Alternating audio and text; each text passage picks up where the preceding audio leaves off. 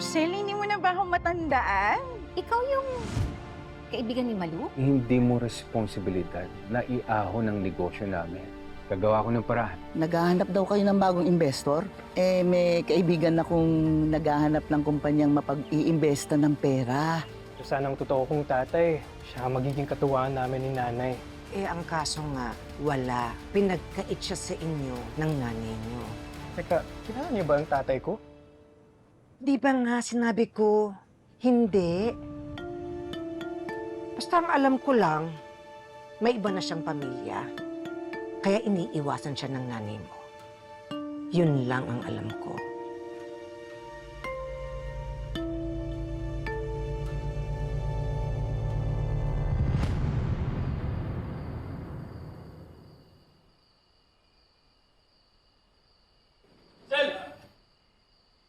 Oh!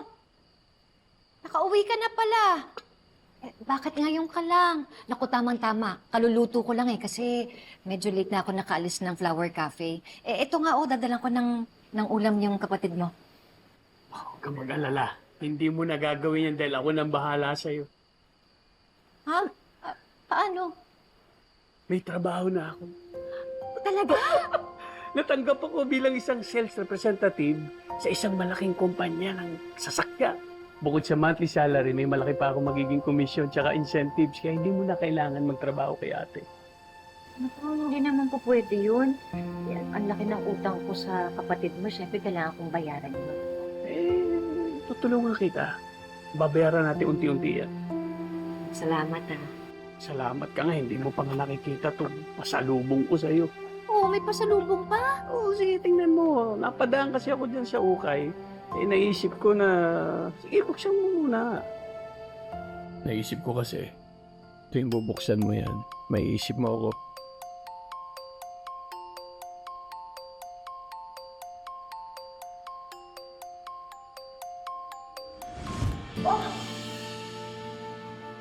Diba ikaw ang may gawa nito ng mga bata pa tayo? Natago mo pala? Alam ko namang paborito mo yan. Kaya binibigay ko yan sa'yo bilang reward dahil galing ka at masipag sa trabaho. Ang ganda naman ito. Baka maiyak ka pa, ha? Pasensya ka na, ganito talaga ako Lalo-lalo na kapag masaya ako. Maraming salamat dito Basta sa'yo, mahal ko. Lahat, ibibigay.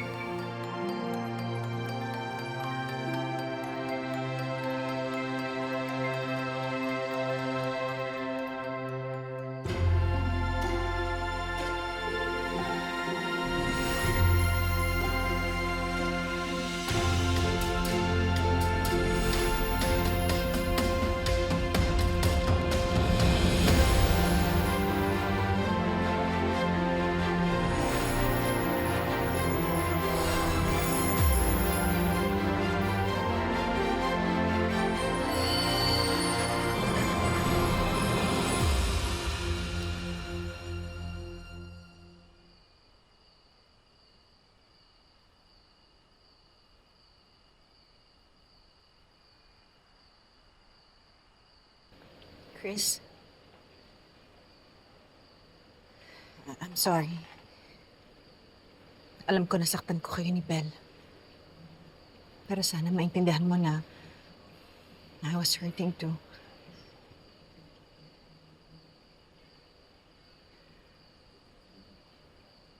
Yung future lang naman ng family natin yung iniisip ko But you're right.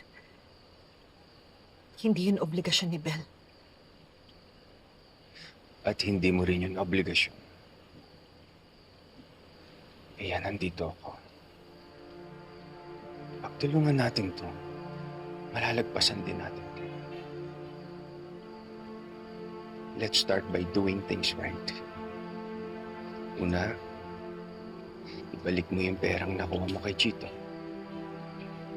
Pangalawa, tanggalin mo si Belle sa kumpanya ni Chito. Paano yung negosyo natin kung wala na si Chito? Ako gagawa ng paraan, Dia. Ikakusapin ako investor.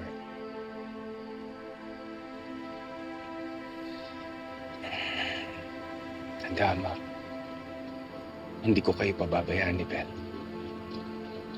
Hindi ko pabayaan itong pamilyang to. And, sorry. Sorry. Napagbuhatan kita ng kamay.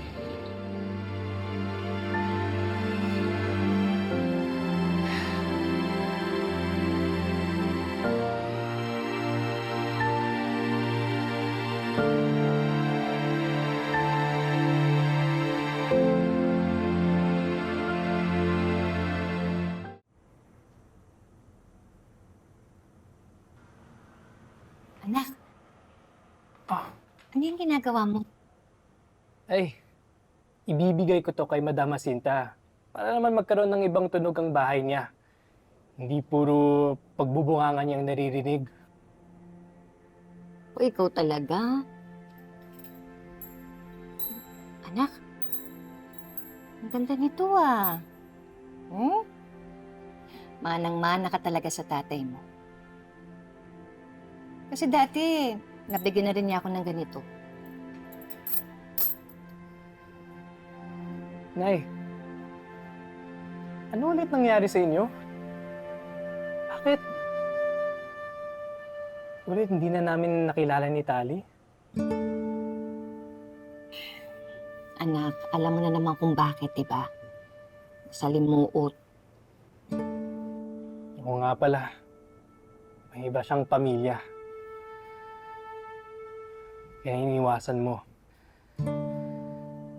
Kasi anak, ayoko kasi ng gulo. Kaya tama lang to na magkahiwalay kami ng landas. Pero Nay, alam ba niya na may anak siya sa inyo? Nakakalungkot yun, Nay. Kahit may iba na siyang pamilya, sana inisip pa rin niya kami ni Tali. Kung talagang mabuti siyang ama, sana hinanap niya kami ni Tali. Or baka talagang wala kaming halaga sa kanya.